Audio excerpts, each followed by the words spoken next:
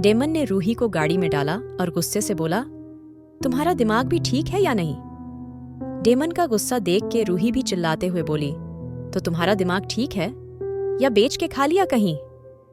Daemon कुछ नहीं बोला और चुपचाप गाड़ी में बैठ गया। गाड़ी तेज रफ्तार से दौड़ने लगी थी जब रूही खिड़की से बाहर देखते हुए बोली, अगर तुम्हारे वैम्पायर लोक की रानी किसी और को बनाया जाए तो वो मेरे लिए बहुत अच्छा होगा, और मेरे लिए क्या सबके लिए भगवान से दुआ करो मैं तुम्हारे उस वैम्पायर लोक की रानी ना ही बनूं। डेमन जो गाड़ी चला रहा था अचानक गाड़ी की स्पीड बढ़ाते हुए बोला, कितनी इंटेलिजेंट हो गई हो ना तुम? कैसे इतनी इंटेलिजेंस? रूही ने अभी भी डेमन को नहीं देखा था। वहीं दूसरी तरफ डेमन ने गाड़ी की स्पीड बहुत तेज कर दी थी। रूही अब डरते हुए डेमन को देख रही थी। डेमन बिना रूही की तरफ देखे धीरे से बोला, क्या हुआ? रूही अपने चेहरे पे डर की लकीरें नहीं आने दे रही थी। उसको डर तो बहुत लग रहा था, लेकिन जानबूझ के अनजान बन रही थी। तुम प्लीज गाड़ी की स्पीड कम करो। डेमन रूही का हाथ दबाते हुए बोला, क्या हुआ? डर लग रहा है? नहीं, डर क्यों लगेगा? मैं तो चाहती हूं तुम मुझे मार दो। डेमन अभी भी कुछ नहीं बोला था। रूही को अब डेमन की खामोशी से बहुत डर लगने लगा था। रूही गुस्से से बोली, गूंगे हो क्या तुम? तुम्हें मेरी आवाज सुनाई नहीं दे रही? डेमन ने गाड़ी चलाते चलाते रूही की कमर पकड़ी और उसको अपने करीब खींचते हुए उसके होंठों से अपने होंठ जोड़ लिए। डेमन बहुत तेज ड्राइव कर रहा था और रूही के होंठों को कैद में लिए छोड़ ही नहीं रहा था। रूही डेमन को धक्का दे रही थी, लेकिन डेमन रूही को उतनी ही शिद्दत से किस कर रहा था। अचानक डेमन ने रूही को छोड़ दिया और उसको दूर हटाते हुए बोला, आगे से अगर ऐसी कोई भी बकवास अपने मुंह से निकाली तो मुझसे बुरा कोई नहीं होगा, और बेहतर होगा ये तोते जैसी जुबान बंद रखो। और हाँ, वैम्पायर लोक की क्वीन तुम हो और तुम ही रहोगी। इसके अलावा अगर तुमने कोई भी बकवास करी तो इस बार और बड़ी सजा के लिए तैयार रहना, मिसेज रूही। थोड़ी देर में गाड़ी कॉलेज के सामने थी और चारों तरफ लड़कियां डेमन को देखने लगी थीं। डेमन रूही की कमर को पकड़ते हुए बोला, देख रही हो, जलवा है हमारा यहाँ। डेमन के कहने पे रूही गुस्से से बोली, हद में रहो, अपनी तुम्हारी ये बकवास सुनने नहीं आई मैं। अभी थोड़ी देर ही गुजरी थी जब एक लड़की डेमन के आगे आते हुए बोली, हे तुम डेमन हो ना, जो अभी अभी कैलिफोर्निया से इंडिया में शिफ्ट हुआ है?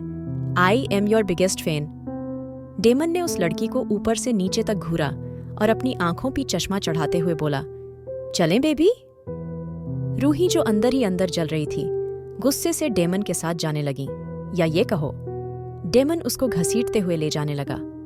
इधर दूसरी तरफ जब रजत डाइनिंग एरिया में आया तो निया बैठी ब्रेकफास्ट कर रही थी। रजत अजीब नजरों से उसको देखते हुए बोला, तुम? निया का नाश्ता करता हाथ रुक गया था। निया थोड़ा घबराते हुए बोली, जी भाई। रजत अपनी ब्लैक कॉफी उठाते हुए बोला, तुम कैसे आई यहाँ? निया घबराहट छिपाती बोली, भाई देखिए मॉम, अभी तक अपनी बिजनेस मीटिंग से नहीं आई, इतने दिन हो गए। I really miss her? रजत निया को घूरते हुए बोला, आई सेड तुम यहाँ कैसे आई निया? निया धीरे से बोली, भाई आज सुबह ही मैं घर आ गई थी, क्योंकि मेरी फ्रेंड को अचानक ही अपनी फैमिली के साथ कहीं जाना पड़ा, इसलिए मैं घर आ गई। अच्छा? रजत ने अपनी आईब्रो ऊपर करी और फोन लेते हुए बोला, तो इसने इतना घबराने की क्या जरूरत है? ये बात तुम सीधा सीधा भी बता सकती थी, तब भी कुछ नहीं होता। रजत ने इतना कहा और धीरे से बोला, मैं भी तुम्हारे साथ कॉलेज चलूंगा। निया का निवाला वहीं रुक गया और घबराते हुए बोली, पर भाई आप, मेरा मतलब है आप क्यों? आपका बिजनेस सब ऐसे ही रहेगा, और आप तो खुद अपनी कंपनी के सीईओ हो, तो फिर? निया की बात सुन के रजत ने जोर से टेबल पे हाथ मारा और गुस्से से बोला, तुमसे पूछा मैंने? जितना कहा जाए वो करा करो, मैं कॉलेज के लिए निकल रहा हूं, तुम्हें आना होगा आ जाना। और हाँ, आगे से मुझसे सवाल जवाब करने से पहले 100 बार सोच लेना, कहीं तुम्हारे लिए नुकसान बन जाए, समझ आई? इतना कह के रजत निया को घूरने लगा। वहीं दूसरी तरफ निया घबराती हुई बोली, जी ठीक है भाई, मैं तो बस ऐसे ही पूछ रही थी। रजत ने निया को ऊपर से नीचे तक घूरा और गुस्से से चला गया। इधर सिम्मी की जब आंख खुली, उसको अपने बदन में बेइंतहा दर्द महसूस हो रहा था। सिम्मी अलेक्स को धक्का देते हुए बोली, आई हेट यू, मैंने सिर्फ तब तुम्हें मदद करने को कहा था, लेकिन तुमने क्या करा? पता है तुमने क्या करा? सिम्मी ने नीचे देखा जहां हल्का सा ब्लड था। अलेक्स सिम्मी के होठों को चूमते हुए बोला, इट्स ऑक होता है, शुरुआत में होता ही है, लेकिन अब तुम्हें आदत हो जाएंगी। खैर, क्या हुआ, तुम्हारा चेहरा इतना मुरझाया मुरझाया क्यों है? उठो, कपड़े बदलो, हम कॉलेज के लिए निकल रहे हैं। और दूसरी ओर अहम बात, जो कि तुम्हें समझने की सख्त जरूरत है, कॉलेज में जाके किसी से भी चिपकने की जरूरत नहीं है। अब तुम्हें शायद और कोई प्रूफ नहीं चाहिए, तुम मेरी हो चुकी हो, है ना? सिम्मी गुस्से से सामने की तरफ देख रही थी। अलेक्स ने गाड़ी में से एक बॉक्स निकाला और सिम्मी की तरफ उछालते हुए बोला, पकड़ो इसको। सिम्मी धीरे से बस सामने की तरफ देखने लगी। सिम्मी ने बॉक्स खोला तो उसमें कुछ दवाइयां थीं। अलेक्स गाड़ी चलाते हुए बोला, खाओ इसको, और हाँ, ध्यान रखना, अपना कॉलेज में ज्यादा घूमने फिरने की जरूरत नहीं है और इन दवाइयों से तुम्हें आराम मिलेगा। अलेक्स बोल ही रहा था जब अचानक ही सिम्मी गुस्से से बोली, मुझे यूज करके मुझसे ही आराम करने को बोल रहे हो? नॉट बैड मिस्टर एलेक्स, काफी पहुंचे हुए खिलाड़ी हो। और रही बात दवाई की, तो कितनी लड़कियों को साथ में सुला चुके हो? अभी सिम्मी ने इतना ही कहा था जब अचानक ही अलेक्स ने उसका गला पकड़ लिया। आखिर क्या होगा सिम्मी के साथ? अलेक्स सिम्मी का गला पकड़ के गुस्से से बोला, तुम्हारी जुबान बहुत चल रही है और मुझे इसको बंद करने में 1 मिनट नहीं लगेगा। बेहतर होगा चुप रहो। और तुम्हारी जानकारी के लिए बता दूं, तुम सिर्फ पहली लड़की हो जिसके साथ मैंने रात गुजारी है, वरना किसी की औकात नहीं अलेक्स के करीब भी आए। और अगर आगे से तुम्हारे मुंह से ये घटिया शब्द सुने तो मुझसे बुरा कोई नहीं होगा। अलेक्स को गुस्से में देख सिम्मी खिड़की के बाहर देखने लगी और अलेक्स ने गाड़ी की स्पीड बढ़ा दी। अभी थोड़ी ही देर गुजरी थी जब फिर से सिम्मी बोली, वैसे इतना ओवर रिएक्ट करने की क्या जरूरत थी? सिम्मी के कहने से एलेक्स ने मुंह मोड़ लिया और गुस्से से बोला, तुम्हें प्यार की भाषा समझ नहीं आती, इसलिए ओवर रिएक्ट करना जरूरी था। अलेक्स की बात सुन के सिम्मी फिर से बाहर देखने लगी। इधर रूही क्लास में बैठी पढ़ाई पे फोकस करने की कोशिश कर रही थी जब अचानक ही बहुत खूबसूरत लड़की उसके बराबर में बैठ गई। रूही ने साइड में देखा और फिर से नजरें नीची कर ली। वो लड़की बड़ी अदा से बोली, हाय, आई एम जूली। रूही ने अभी भी कोई जवाब नहीं दिया था। वो लड़की फिर से बोली, मैं तुमसे ही बात का करूं और इतना भाव खाने की जरूरत नहीं है। अपनी खुशकिस्मती मानो जूली तुमसे खुद मिलने आई है, वरना तुम्हारी औकात नहीं है। इतनी? जूली की बात सुन के रूही ने अपनी आंखें घुमा के साइड में देखा और गहरा सांस लेते हुए बोली, क्या चाहिए? वो लड़की उठते हुए बोली, तुम्हारा बॉयफ्रेंड चाहिए। उसके इतना आराम से कहने पे रूही एक पल को तो चौंक गई, लेकिन फिर थोड़ा नॉर्मल होती बोली, तो उससे बोलो, मुझसे क्या कह रही हो? वो चाहिए, उससे पूछो। रूही अपनी किताबें उठा के आगे बढ़ ही रही थी जब फिर से उस लड़की ने रूही के आगे अपना पैर अड़ा दिया। रूही संभल नहीं पाई और जैसे ही नीचे गिरने को हुई, डेमन की मजबूत पनाहों ने उसको अपनी कैद में ले लिया। रूही डेमन से चिपक गई। डेमन रूही को खुद के पीछे करके जैसे ही जूली की तरफ बढ़ा, तभी किसी ने जूली को घुमा के एक जोरदार थप्पड़ उसके मुंह पे जड़ दिया। रूही एकदम हैरान रह गई। सबने पीछे देखा तो पीछे रजत खड़ा था। रूही गुस्से से बोली, तुम्हें किसने कहा था मेरा बाप बनने को? रजत रूही को जवाब देने से पहले गुस्से से जूली को देख के बोला, आगे से अगर उसके रास्ते में टांग अड़ाने की कोशिश भी की ना तो मुझसे बुरा कोई नहीं होगा, समझ आया?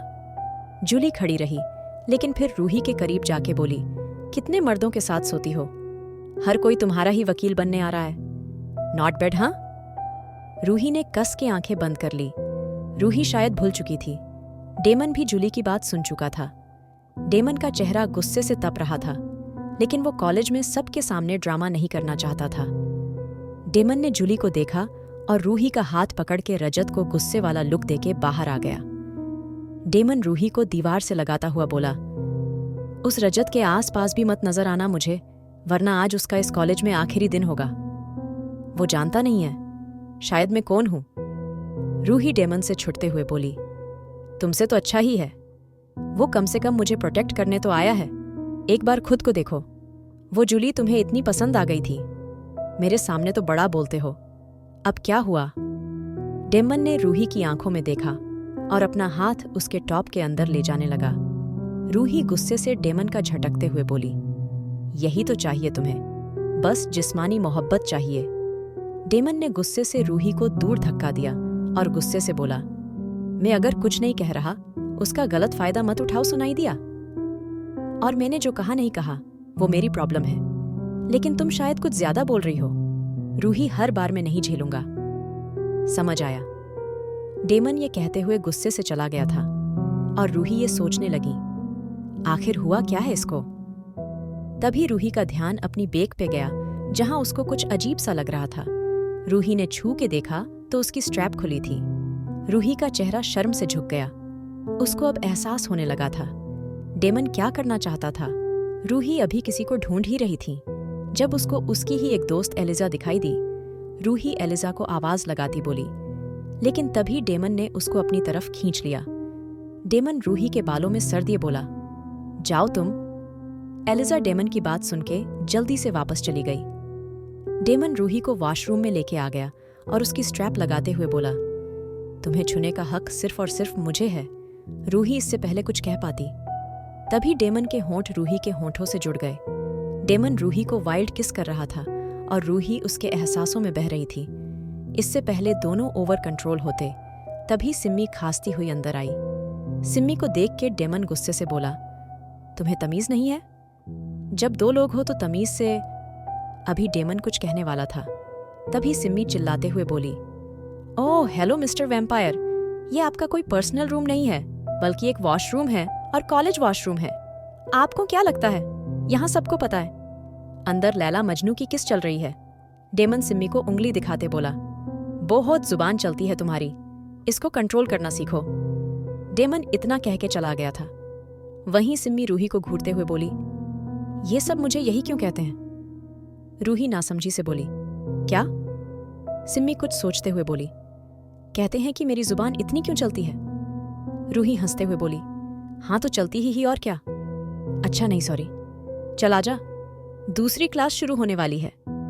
रूही इतना कह के सिम्मी का हाथ पकड़ के ले गई।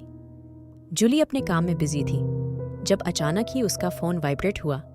जूली फोन को देखते हुए बोली, कौन है या? जूली के फोन में किसी अननोन नंबर से मैसेज आया था जिसमें लिखा था, आज रात जंगल में मिलना है। भेजने वाले ने अपना नाम भी लिखा था, जिसको देख के जूली मुस्कुराती हुई बोली, ओह तो जनाब ने खुद बुलाया है, जरूर आऊंगी। जूली ने फोन देखा और यस टाइप कर दिया। इधर लेनोरा अंधेरे में बैठी थी जब एक आदमी उसके सामने आते हुए बोला, आज से कुछ दिन बाद रूही को ताज पहनाया जाएगा, एक रानी का ताज जिससे वो पूरे वैम्पायर लोक की रानी बनेगी। अगर तुम चाहती हो वो ताज तुम्हारे नाम हो और तुम डेमन की बीवी बनो और वैम्पायर लोक की रानी बनो, तो तुम्हें वही करना होगा जैसा मैं तुम्हें कहता हूँ। आदमी की शक्ल आधी आंखें दिख रही थी क्योंकि उसका चेहरा मास्क से कवर था। लेनोरा उस आदमी को देख के हंसते हुए बोली, वाह, कुत्ता तो अपने मालिक का इतना वफादार होता है और आपने वैम्पायर लोक के लिए इतना कुछ किया और आप उसकी रानी को ही बदलना चाहता हो, ये तो बड़ी गलत बात है।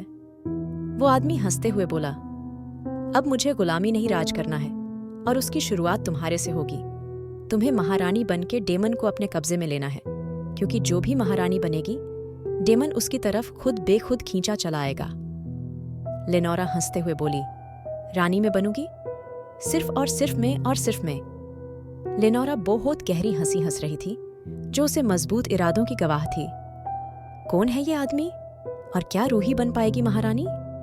जानने के लिए सुनिए blood lust, seduction of the night. और अगर एपिसोड पसंद आया तो लाइक, शेयर और सब्सक्राइब करना ना भूलें।